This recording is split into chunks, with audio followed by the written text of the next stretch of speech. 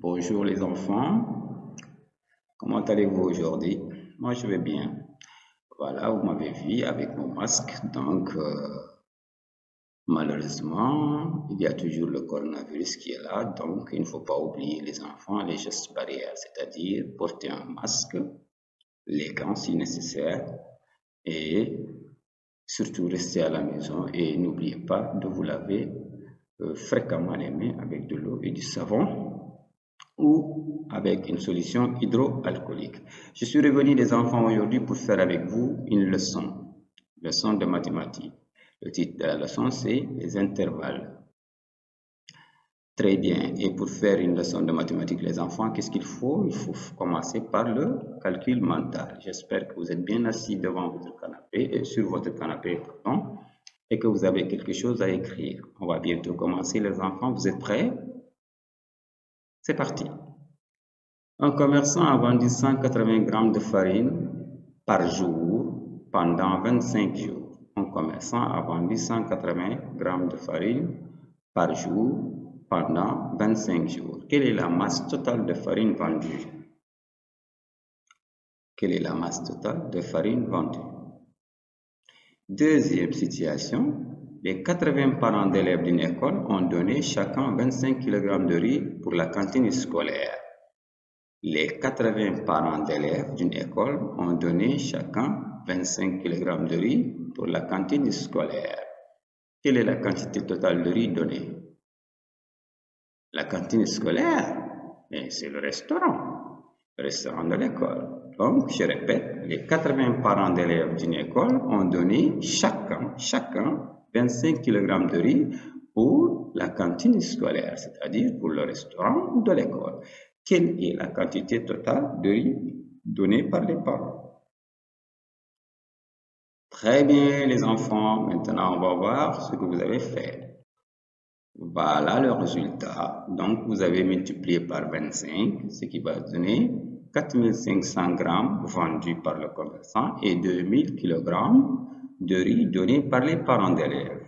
Maintenant, qu'est-ce que nous venons de faire? Nous avons multiplié par 25. Comment on fait pour multiplier par 25, les enfants?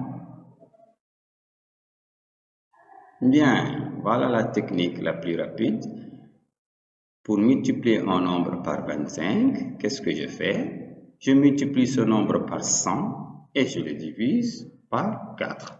C'est-à-dire qu'on y ajoute tout simplement 2 zéros parce que pour multiplier un nombre par 10, 100, 1000, on ajoute c'est 1 0, 2 0 ou 3 0 à la droite de ce nombre. Donc, pour multiplier un nombre par 25, les enfants, vous pouvez le multiplier par 100 et le diviser par 4.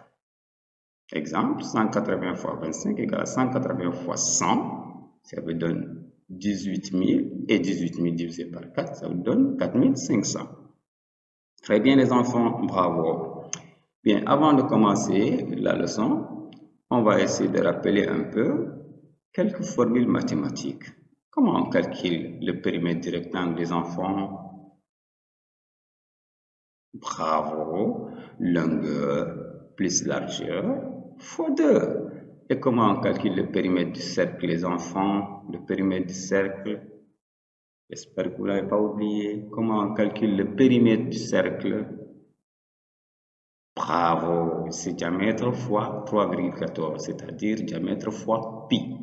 Maintenant, on vérifie toujours sur les ardoises ou sur le carnet que vous avez. Calculez le périmètre. Calculez le périmètre d'un rectangle de 33 cm de long et 27 cm de large. Calculez le périmètre d'un rectangle de 33 cm de long et 27 cm de large.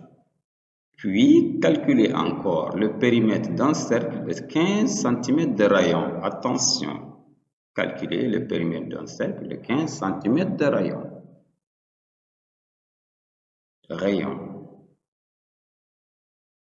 Bien, très bien. Voici le résultat que vous avez trouvé. Donc, pour le rectangle, c'est longueur plus largeur fois 2, ce qui va nous donner 120 cm. Mais pour le cercle, attention, c'est diamètre fois pi. Donc, il faut faire Il faut calculer d'abord le diamètre, c'est-à-dire 15 cm fois 2 multiplié par 3,14. Ça nous donne 94,2 cm. Très bien les enfants. Très bien les enfants. Maintenant, on va passer à la leçon. Pour clôturer son jardin, papa utilise un grillage et des piquets. Pour clôturer son jardin, papa utilise un grillage et des piquets.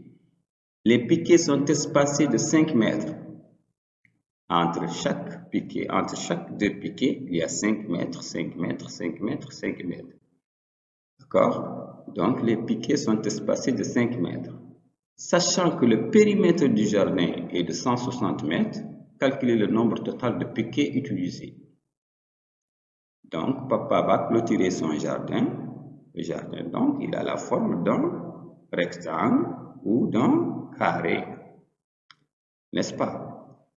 Maintenant, il va mettre des piquets autour pour que le grillage puisse tenir, n'est-ce pas? Et les piquets doivent être espacés de 5 mètres chacun. Tout le périmètre du terrain est 160 mètres. Calculez le nombre total de piquets. Comment on fait les enfants?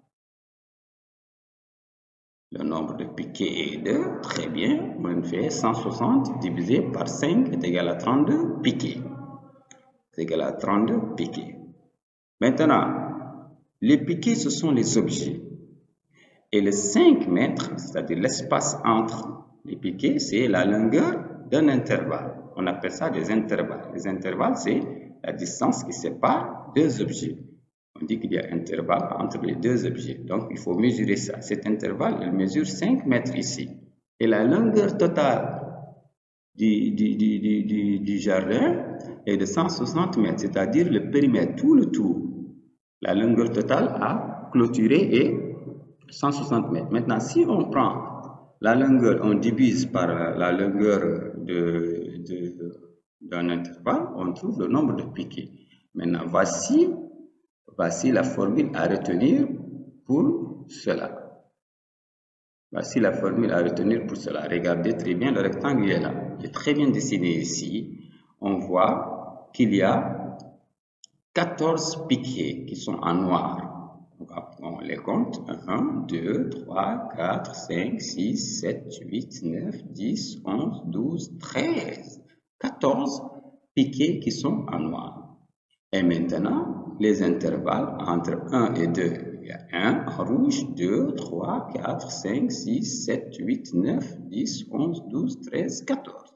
Donc, on voit que sur une ligne fermée, n'importe quelle ligne fermée, que ce soit circulaire, carré, rectangle, triangulaire, le nombre d'intervalles est égal toujours au nombre d'objets. D'accord? S'il y a 8 intervalles, il y aura 8 objets. S'il y a 30 intervalles, il y aura 30 objets. Donc, ici, on voit qu'il y a 14 intervalles, donc il y a 14 objets. C'est clair? Merci. Passons à la situation suivante. Sur un mur a une longueur de 12 mètres. On y a posé des ampoules pour éclairer. Voilà, donc on y a posé des ampoules. Les ampoules sont espacées de 0,5 mètres les unes des autres, c'est-à-dire entre chaque deux ampoules, il y a 0,5 mètres, 0,5 mètres, 0,5 mètres. Sachant qu'il y a une ampoule à chaque extrémité, c'est-à-dire que chaque bout du mur, on a mis une ampoule. Chaque coin, le premier coin du mur, on a mis une ampoule et la fin du mur aussi, on a mis une ampoule. On vous demande maintenant de calculer le nombre d'intervalles. Les enfants, ici, vous pouvez dessiner un trait. Vous mettez au premier bout une ampoule et au deuxième bout une ampoule. Et vous essayez de mettre les ampoules que vous espacez à la même mesure. Et vous allez voir qu'est-ce que ça va vous donner. Donc, premièrement, il faut calculer le nombre d'intervalles et deuxièmement, il faut calculer le nombre total d'ampoules. Alors, qui a trouvé? Bravo. Voilà. Le résultat est, le nombre d'intervalles est 12 mètres divisé par 0,5. Donc, on va trouver 24 intervalles. Et le nombre d'ampoules va être 24 plus 1 est égal à 25. Voilà, on remarquera que quand il y a un objet à chaque extrémité, donc, qu'est-ce que ça nous donne? Voilà le dessin. Voici le dessin que je vous demandais de faire. Donc, on voit bien qu'on a mis un objet à chaque bout. Chaque bout, il y a un objet. Donc, on les compte en noir. 1, 2, 3, 4, 5, 6, 7. On a 7 objets. Et on remarque que les intervalles sont 1, 2, 3, 4, 5, 6. Donc, qu'est-ce qu'il faut? La formule à retenir, c'est-à-dire que sur une ligne ouverte, la ligne n'est pas fermée comme le rectangle ou comme le carré. La ligne ici, elle est ouverte. Donc, sur une ligne ouverte, avec un objet à chaque bout, le nombre d'objets est égal au nombre d'intervalles plus 1. Donc, le nombre d'intervalles, c'est 6. On fait plus 1, on trouve le nombre d'objets. Donc, attention, il faudra toujours calculer le nombre d'intervalles pour pouvoir trouver le nombre d'objets. Donc, le nombre d'objets ici est égal au nombre d'intervalles plus 1. Voilà. Maintenant, passons à la situation suivante. Dans le couloir de l'école a une longueur de 2,20 mètres. On a fixé sur ce couloir des porte-manteaux. Voilà, les porte-manteaux, ce sont des crochets qu'on met sur un mur pour pouvoir y mettre ses habits. Donc, quand tu viens, tu as une veste ou une blouse, tu veux te débarrasser, tu l'enlèves et tu le mets, tu l'accroches sur le porte-manteau. Je reprends. Dans le couloir de l'école, qui est long de 2,20 mètres, on a fixé des porte-manteaux qui sont espacés de 20 cm. Attention ici, il n'y a pas de porte-manteau aux deux extrémités. L'autre exercice, on a dit qu'il y a une ampoule à chaque extrémité. Mais ici, dans les extrémités, les coins, il n'y a pas de porte-manteau. Combien donc y a-t-il d'intervalles et combien y a-t-il de porte-manteaux? Très bien les enfants, vous avez compris. Donc, ici, on fait très attention. Ici, la longueur d'un intervalle est en centimètres, alors que la longueur totale du couloir est en mètres. Dans ces conditions, qu'est-ce qu'il faut faire les enfants? Il faut donc convertir en centimètres. Donc, je vais prendre la longueur, je la convertis en centimètres. Donc, 2,20 mètres est égal à 220 centimètres. Donc, je vais calculer le nombre d'intervalles. On n'oublie pas toujours, on prend la longueur, on divise par la longueur d'un intervalle. Donc, 220 divisé par 20 est égal à 11 intervalles. Voilà. Et maintenant, 11 moins 1 est égal à 10 porte-manteaux. Voici la formule. Voici le dessin. Regardez bien, il n'y a pas d'objet aux deux extrémités. Les objets sont là en noir et les intervalles sont en rouge. D'accord? Donc, on a 8 intervalles et on voit qu'on a 7 objets. Donc, si les objets ici, c'était les porte-manteaux, on verra qu'il faut faire 8 moins 1 égale à 7. Donc là, sur une ligne ouverte, sans objet aux deux bouts, aux deux extrémités, le nombre d'objets est égal au nombre d'intervalles moins 1. Donc, sur une ligne ouverte, sans objet aux deux bouts, le nombre d'objets est égal au nombre d'intervalles moins 1. Sur une ligne ouverte, sans objet aux deux bouts, le nombre d'objets est égal au nombre d'intervalles moins 1. Moins 1. Très bien. Maintenant, on continue. Un ouvrier doit placer des ampoules sur un mur. Encore, un ouvrier doit placer des ampoules sur un mur qui est long de 26 mètres. Un ouvrier doit placer des ampoules sur un mur et le mur a une longueur de 26 mètres. Les ampoules sont espacées de 2 mètres. Les ampoules sont espacées de 2 mètres. Sachant qu'il n'y a qu'une seule ampoule à un bout, quel est le nombre d'ampoules? Attention, cette fois-ci, les deux bouts, il n'y en a pas, mais il y a un seul bout où il y a une ampoule. Quel est le nombre d'ampoules? Toujours, on peut faire un dessin. C'est toujours la ligne ouverte. Là, on met un objet au bout et on essaie de mettre les autres. Combien?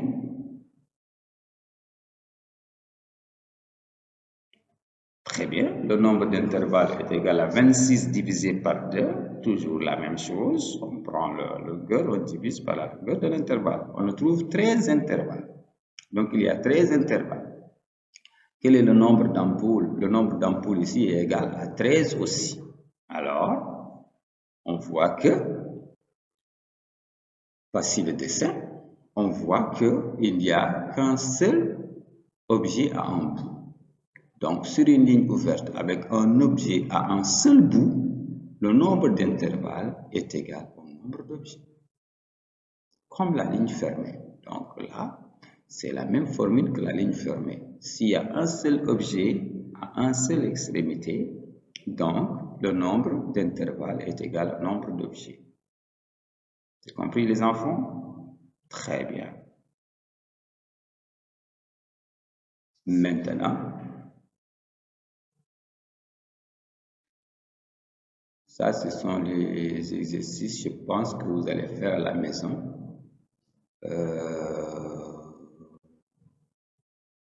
Ça, ce sont les exercices que vous allez faire à la maison. Maintenant, voici les résumés que vous devez écrire sur vos cahiers ou que vous devez mémoriser. Voilà. 1. Pour les intervalles. Sur une ligne fermée, comme un rectangle, un carré, un triangle, un cercle, le nombre d'intervalles est toujours égal au nombre d'objets. Donc, on retient, sur une ligne fermée, le nombre d'intervalles est égal au nombre d'objets. Deuxièmement, sur une ligne ouverte avec un objet à chaque bout, sur une ligne ouverte avec un objet à chaque bout, le nombre d'objets est égal au nombre d'intervalles plus 1. Sur une ligne ouverte avec un objet à chaque bout, le nombre d'objets est égal au nombre d'intervalles plus 1. Très bien. Donc, ça, c'est à retenir. Troisièmement, sur une ligne ouverte sans objet aux deux bouts, le nombre d'objets est égal au nombre d'intervalles moins 1. D'accord? Avec les objets aux deux bouts, c'est plus 1. Sans les objets aux deux bouts, c'est moins 1. Donc, sur une ligne ouverte sans objet aux deux bouts, le nombre d'objets est égal au nombre d'intervalles moins 1. Quatrièmement, sur une ligne ouverte avec un objet à un seul bout, sur une ligne ouverte avec un objet à un seul bout, le nombre d'intervalles est égal au nombre d'objets. Sur une ligne ouverte avec un objet à un seul bout, le nombre d'intervalles est égal au nombre d'objets, tout simplement. Maintenant, les enfants, la leçon est terminée. Au revoir. Mais je vais vous rappeler un peu que vous avez un devoir que vous devez faire à la maison. Voici le devoir. Autour d'une bâche rectangulaire. Les bâches, ce sont les bâches qu'on fait pour les mariages, les baptêmes, etc. On peut faire des tentes avec. Donc, autour d'une bâche rectangulaire de 6 mètres de long et 4,80 mètres de large, on a cousu des crochets qui sont espacés de 24 cm. L'ouvrier a demandé pour son travail 50 aiguilles par crochet posé. Donc, je reprends. Autour d'une bâche qui est rectangulaire de 6 mètres de long et 4,80 mètres de large, on a cousu des crochets espacés de 4 cm. L'ouvrier a demandé pour son travail 50 aiguilles par crochet posé. Premièrement, calculer le périmètre de la bâche. Tout le monde sait calculer le périmètre. Combien de crochets a-t-il posé? Attention, il y a une faute de combien, l'erreur de frappe. C'est O, tout simplement, on a écrit combien.